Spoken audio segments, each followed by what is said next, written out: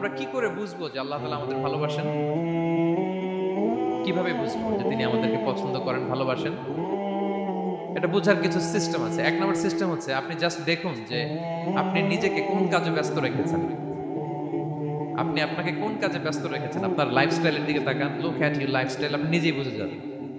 আপনি যদি দেখেন যে না, আপনার ভালো ভালো কাজে আপনার ব্যস্ততা, আপনার এঙ্গেজমেন্ট ভালো লোকদের সাথে, আপনার সার্কেলটা ভেরি গুড সার্কেল, ভালো কাজে আপনার মন টানে, আপনি ভালো কাজ করেন, যদি আপনার কার্যক্রম এরকম হয়, তাহলে বুঝে নেবেন আল্লাহ তাআলা আপনাদেরকে ভালোবাসেন। আলহামদুলিল্লাহ। আর যদি দেখেন না, যত আকাম কুকাম আছে ওইটার সবার আগে আপনি, যেই কাজে আল্লাহর ক্রোধ আসে, আল্লাহ রাগ হয়ে যান, যেই কাজ ইসলামে করার নিষেধ, যেটাতে তার অসন্তুষ্টি, ওই কাজে আপনার এঙ্গেজমেন্ট, ইনভলভমেন্ট, আপনার সার্কেলগুলো এরকম, তাহলে বুঝে নেবেন আল্লাহ ভালোবাসা, এই মহা সৌভাগ্য আপনার কপালে জোটে নাই। তাহলে এটা হচ্ছে একটা সিস্টেম। আল্লাহ আপনাকে ভালোবাসেন কিনা এভাবে বুঝবেন যে আপনি নিজেকে কোন কাজে ব্যস্ত রেখেছেন, একটু দেখুন, আপনি মিলাতে পারবেন। 2 নম্বর পদ্ধতি হচ্ছে এটা বোঝার যে তিনি আমাকে ভালোবাসেন কিনা, সেটা হচ্ছে পৃথিবীবাসী আপনাকে ভালোবাসে কিনা, এটা একটু দেখেন। এই পৃথিবীর ভালো মানুষগুলোর কাছে আপনার একটা গ্রহণযোগ্যতা আছে কিনা, এটা দেখেন। এটা দেখলে আপনি বুঝতে পারবেন। সহিহ মুসলিমের একটা ছোট্ট হাদিস শেয়ার করি। রাসূল সাল্লাল্লাহু আলাইহি ওয়াসাল্লাম বলেছেন যে ইন্নাল্লাহা ইযা আহাব্বা আবদান দাআ জিবরিল ফাকালা ইন্নী উহিব্বু ফুলানান ফাআহিব্বা। আল্লাহ তাআলা যখন কোনো বান্দাকে ভালোবাসে, তখন তিনি জিবরাইলকে ডেকে বলেন, হে জিবরাইল, আমি আমার এই বান্দাকে ভালোবাসি, তুমিও তারে ভালোবাসো। ফায়ুহিব্বুহু জিবরিল, জিবরাইল আলাইহিস সালাম তারে ভালোবাসতে শুরু করে। শুধু এখানেই না, সুম্মা ইউনাদি ফিস সামা, তারপরে তিনি আকাশে একটা অ্যানাউন্সমেন্ট করেন। ফায়াকুল, তিনি বলেন যে ইন্নাল্লাহা ইউহিব্বু ফুলানান ফাআহিব্বু, ও আকাশবাসীরা, ও ফেরেশতারা, আল্লাহ তাআলা তার এই বান্দাকে ভালোবাসে, তোমরা সবাই তারে ভালোবাসো। তখন ফায়ুহিব্বুহু আহলুস সামা, গোটা আকাশবাসী তারে ভালোবাসতে শুরু করে, মানে ফেরেশতারা। তো আল্লাহ তাআলা এবং সকল ফেরেশতারা যখন তাকে ভালোবাসতে শুরু করে, রাসূল সাল্লাল্লাহু আলাইহি ওয়াসাল্লাম বললেন সুম্মা ইউদাউ লাহুল কবুলু ফিল আরদ, তখন পৃথিবীতে তার গ্রহণযোগ্যতা বাড়িয়ে দেওয়া হয়, তার অ্যাকসেপ্টেন্স বাড়িয়ে দেওয়া হয়, সবার কাছে তার একটা গ্রহণযোগ্যতা আছে, সবাই তাকে ভালোবাসে। এটা হচ্ছে একটা পদ্ধতি যে আল্লাহ তাআলা আপনাকে ভালোবাসে কিনা আপনি নিজেই বুঝবেন, যে পৃথিবীবাসী আপনাকে ভালোবাসে কিনা, আপনার কলিগরা আপনাকে ভালোবাসে কিনা, আপনার বন্ধুরা আপনাকে ভালোবাসে কিনা, আপনার নেইবররা আপনাকে ভালোবাসে কিনা, পৃথিবীর ভালো মানুষগুলোর কাছে আপনার গ্রহণযোগ্যতা আছে কিনা। যদি থাকে, বুঝবেন আল্লাহ তাআলা আপনাকে ভালোবাসেন। ঠিক কিনা? আল্লাহ তাআলা আমাদেরকে যেন ওই কাতারে শামিল করেন, আমরা পড়ি আমিন। তাহলে আলোচনার টপিক, আল্লাহ তাআলা যাদেরকে ভালোবাসেন। শুরুতে আমরা জানলাম ভালোবাসার পদ্ধতি হচ্ছে, প্রক্রিয়া হচ্ছে একটাই, রাসূল সাল্লাল্লাহু আলাইহি ওয়াসাল্লামের পুঙ্খানু অনুসরণ, তার চেয়ে বেশিও না কমও না, হুবহু অনুসরণ। ঠিক কিনা? 2 নম্বরে জানলাম কি করে বুঝবো, নিজের দিকে তাকান, আপনি কি করেন, what's your activity, what's your engagement, নিজেই বুঝবেন। আর দেখেন যে আশেপাশের মানুষ আপনার ব্যাপারে কি বলে। পৃথিবীবাসী যদি আপনারে পছন্দ করে, তার মানে আল্লাহ তাআলাও আপনারে পছন্দ করে। সবাই বুঝতে পেরেছেন? আচ্ছা, এবার সরাসরি কোরআনে চলে যাই, মূল টপিক বিশ্লেষণে। আল্লাহ তাআলা অনেক শ্রেণীর ব্যক্তিকে ভালোবাসেন বলে তিনি ঘোষণা করেছেন। তিনি বলেছেন যে আমি তাদেরকে ভালোবাসি। এর মধ্যে 1 নাম্বার হচ্ছে আল মুহসিনুন। এটা আমার সাথে সাথে বলেন, আল মুহসিনুন। মুহসিনুন মানে হচ্ছে যে ইহসান করে, মানে অন্যের প্রতি অনুগ্রহ দেখায়, অনুগ্রহশীল, অন্যের প্রতি দয়াশীল, অনুগ্রহশীল। এই সমস্ত বান্দাদের আল্লাহ ভালোবাসেন। আল্লাহ বলেন, ওয়া আনফিকু ফি সাবিলিল্লাহি ওয়া লা তুলকু বিআইদিকুম ইলা তাহলুকা ওয়া আহসিনু ইন্নাল্লাহা ইউহিব্বুল মুহসিনিন। তিনি বলেন যে তোমরা আল্লাহর রাস্তায় দান করো আর নিজেরা নিজেদেরকে ধ্বংসের মুখে ঠেলে দিও না, আর তোমরা ইহসান করো অন্যের প্রতি, কারণ ইন্নাল্লাহা ইউহিব্বুল মুহসিনিন, আল্লাহ তাআলা মুহসিনিনদের ভালোবাসেন, মানে যারা অন্যের প্রতি অনুগ্রহ দেখায়, অন্যের প্রতি দয়া পরবশ, তাদেরকে আল্লাহ ভালোবাসেন। সুবহানাল্লাহি ওয়া বিহামদিহি। তাহলে পেয়ে গেলাম, মিলায় নেন যে অন্যের প্রতি সফট কর্নার, অন্যের প্রতি দয়া, অনুকম্পা, হেল্পিং হ্যান্ড, হেল্প করার মানসিকতা, অন্যের দুঃখে কাদা, এই মাইন্ডসেট, এই মেন্টালিটি আমাদের আছে কিনা একটু মিলিয়ে নেন।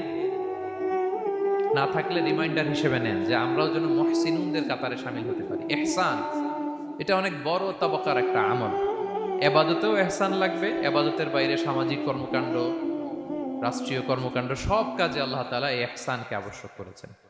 অনুগ্রহ, অন্যদের প্রতি অনুগ্রহশীল হওয়া। ইবাদতে ইহসানটা কেমন? সাইয়েদনা জিবরাইল আলাইহিস সালাম রাসূল সাল্লাল্লাহু আলাইহি ওয়াসাল্লামকে জিজ্ঞেস করেছিলেন যে ইয়া রাসূলুল্লাহ ফাআখবিরনি আনিল ইহসান, ইহসান আবার কি, আমাকে একটু বলেন। তো ইবাদতে ইহসানটা কেমন? রাসূল সাল্লাল্লাহু আলাইহি ওয়াসাল্লাম বললেন যে ইহসান হচ্ছে আন তা'বুদাল্লাহা কাআন্নাকা তারাহু ফাইন লাম তাকুন তারাহু ফাইন্নাহু ইয়ারাক। তুমি এমন ভাবে ইবাদত করবে, তুমি ভাববে যে তুমি আল্লাহকে দেখছো, তুমি আল্লাহকে দেখে দেখে ইবাদত করতেছো, এরকম ভাবো না একটু। আর এটা ভাবতে যদি কষ্ট হয়, অন্তত এতটুকু তো ভাবো যে আল্লাহ তোমায় দেখছেন। এতটুকু ভাবা যাবে না? আমরা যখন নামাজ পড়ি, আমাদের প্রত্যেকটা সালাতের মুহূর্তে আমাদের এটা ভাবতে হবে যে আল্লাহ তাআলা কিন্তু আমাকে দেখছেন। এই যে আমি ফিস করে সুবহান রাব্বিয়াল আলা পড়ি, সুবহান রাব্বিয়াল আযীম পড়ি, আমি তাসবিহ পড়ি, আমার রুকু সেজদা সবকিছু আমার আল্লাহ দেখছেন। এই সেন্স, এই অনুভূতি যদি আপনার মধ্যে থাকে, এটাই হচ্ছে ইবাদতের ইহসান।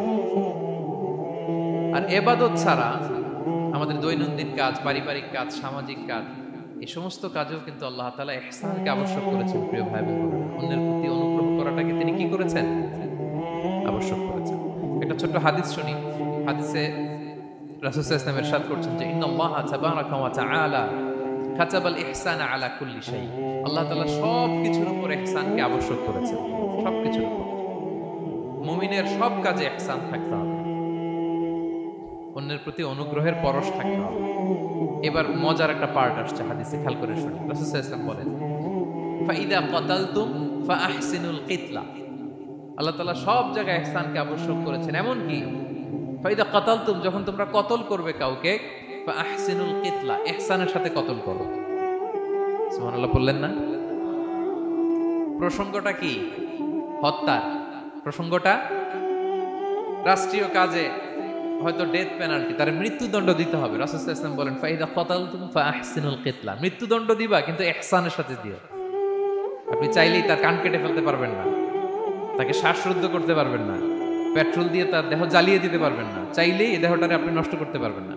রাষ্ট্রীয় কাজে বিচারে সাব্যস্ত হয়েছে তার এখন ডেথ পেনাল্টি, মৃত্যুদণ্ড কার্যকর করবেন, ঠিক আছে, কিন্তু সেখানে ইহসানের সাথে। ফাইদা কাতালতুম ফাআহসিনুল কিতলা, মৃত্যুদণ্ড কার্যকর করার সময় ইহসানের সাথে করো।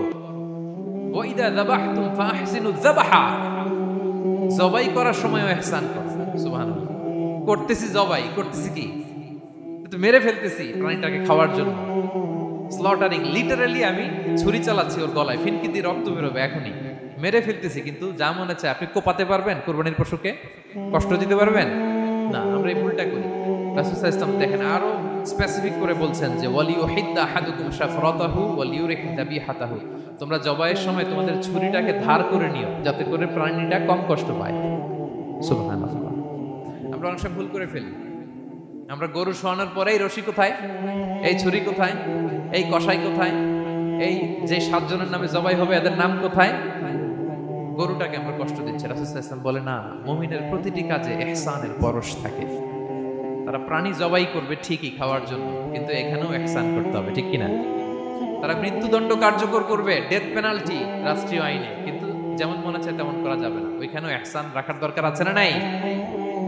প্রিয় ভাইরা, এই ইহসানকে যারা মেনটেন করে জীবনের সব কাজে, আল্লাহ তাদেরকে বড্ড ভালোবাসে, বড্ড পছন্দ করে। সো আমরা যেন সবাই সবার প্রতি ইহসান করি। স্বামী স্ত্রীর প্রতি ইহসান করুন, স্ত্রী স্বামীর প্রতি ইহসান করুন, বাবা সন্তানের প্রতি, সন্তান বাবার প্রতি, পরিবারের সকল সদস্যদের প্রতি ইহসান করুন, কর্মচারীদের প্রতি ইহসান করুন, সহকর্মীদের প্রতি ইহসান করুন। মুমিন জীবনের প্রতিটি কাজে ইহসানের পরশ থাকবে, কারণ ইন্নাল্লাহা ইউহিব্বুল মুহসিনিন। আল্লাহ তাআলা মুহসিনদের, যারা অন্যদের প্রতি অনুগ্রহ দেখায়, তাদেরকে বড্ড ভালোবাসেন। এই পয়েন্টটা কি বুঝতে পেরেছেন সবাই? ক্লিয়ার? 2 নম্বরে চলে যায়, আর কাদেরকে আল্লাহ ভালোবাসেন। 2 নম্বরে হচ্ছে আত-তাওয়াবুন, যারা ভুল করেই তওবা করে সাথে সাথে, আল্লাহ তাদেরকে বড্ড ভালোবাসেন। সুবহানাল্লাহ। আল্লাহ তাআলা বলছেন ইন্নাল্লাহা ইউহিব্বুত তাওয়াবিন ওয়া ইউহিব্বুল মুতাতাহহিরিন। আল্লাহ তওবাকারীদেরকে যেমনি ভালোবাসেন, পবিত্রতা অর্জনকারীদেরও ভালোবাসেন। ওটা আমি পরে আসতেছি, এখন তওবাতেই থাকি। তাহলে 2 নম্বরে হচ্ছে ইন্নাল্লাহা ইউহিব্বুত তাওয়াবিন। 2 নম্বরে হচ্ছে কাদেরকে ভালোবাসেন? তওবাকারীদেরকে তিনি বড্ড ভালোবাসেন। দেখেন রাসূল সাল্লাল্লাহু আলাইহি ওয়াসাল্লাম কি বলে, তিনি বলেন ওয়াল্লাহি ইন্নী লা আস্তাগফিরুল্লাহ ওয়া আতুবু ইলাইহি ফিল ইয়াউমি আকসারা মিন 70 মাররা। আল্লাহর শপথ, আমি বিশ্বনবী প্রতিদিন 70 বারেরও বেশি তওবা পড়ি। যার আগেও কোনো গুনাহ নাই, পরেও কোনো গুনাহ, উনি তওবা করে কয়বার? 70 আমাদের তো কোনো গুনাহ টুনা নাই, তাই না? হ্যাঁ, আমাদেরও গুনাহ আছে নাকি? বস্তা ভরা। তো বিশ্বনবী যদি 70 বার তওবা করেন ডেইলি বেসিস, আমাদের করা দরকার কয়বার? যার যার কাছে ছেড়ে দিলাম বলেন। হ্যাঁ, 70,000 বার করা দরকার, ঠিক কিনা প্রিয় ভাইরা? তওবা কি? তওবা মানে ফিরে আসা আল্লাহর কাছে। ভুল করেছি, অনুতপ্ত হয়ে আল্লাহর কাছে ফিরে আসবো, এটার নাম তওবা। To return back to your Lord, আল্লাহর কাছে ফিরে আসবেন। এই ফিরে আসাটাকে আল্লাহ খুব পছন্দ করেন। এখানেই শয়তান আর আমাদের মধ্যে পার্থক্য। শয়তান ভুল করে করছি তো করছে, ওইটার মধ্যেই সে অটল অবিচল, ক্ষমা আর চাইনি। কিন্তু আমরা সকালে ভুল করে দুপুরে মাফ চাই, দুপুরে করে রাতে মাফ চাই, আজকে ভুল করে কালকে মাফ চাই, ঠিক কিনা? এই মাফ চাওয়াটাকে, ফিরে আসাটাকে, তার গুনাহগার বান্দা অনুতপ্ত হয়ে, রিয়েলাইজেশন হয়ে, বুঝতে পেরে ফিরে আসাটাকে তিনি বড্ড পছন্দ করেন, বড্ড পছন্দ করেন। এজন্য ভুল আমাদের হবে প্রিয় ভাইরা। আল ইনসান মিনান নিসিয়ান, আমাদের নামটাই এসেছে ভুল থেকে। আমরা ভুলে যাই, ভুল হয়ে যায় আমাদের, কিন্তু ক্ষমার রাস্তা, তওবার রাস্তা খোলা আছে না নাই? এটা হচ্ছে আমাদের জন্য আশা, হোপ। আমরা হোপফুল, সবসময় আশাবাদী। যত ভুল হোক, যত ভুল আপনি করেন, এটা খেয়াল রাখবেন, ভুল আপনি যতই করেন না কেন, তার রহমতের দরিয়া তার চাইতেও বড়, তার ক্ষমার মহাসাগর তার চাইতেও বিস্তৃত।